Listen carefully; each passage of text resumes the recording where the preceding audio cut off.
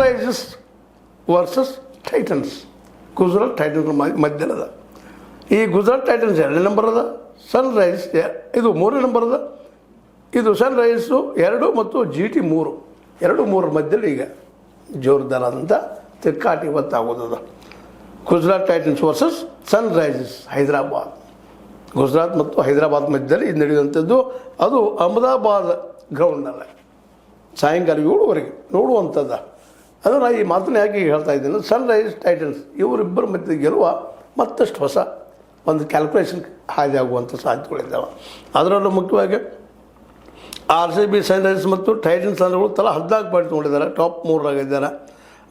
ಮುಂದೆ run rate ಪ್ರಕಾರ ನೋಡಿದ್ರಪ್ಪ ಅಂದ್ರೆ ಸನ್ರೈಸ್ ಒಮ್ಮೆಗೆ ಮೇಲೆ ಬಂದದ.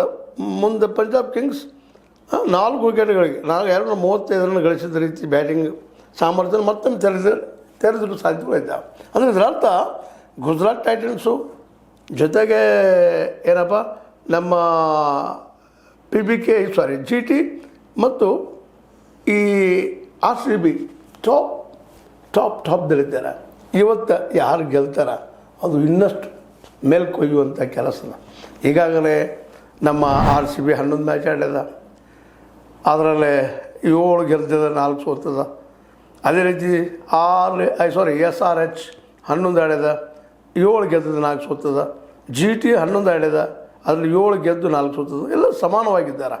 ಇನ್ನು PBKS 10 ಆಡ್ಯದ, 6 ಗೆದ್ದದ, 3 ಸೋತದ. ಇನ್ನಿದು ಸೋಲಾಗ್ಯದ ಪಾಪ, ಮತ್ತು ಕೆಳಗೆ ಬರುವಂಥ ಪ್ರಸಂಗ ಆಗ್ಯದ. ಇನ್ನು CSK ಇವತ್ತು ನೋಡ್ಬೇಕು 11 ಆಡ್ಯದ, 6 ಗೆದ್ದದ, 5 ಸೋತದ.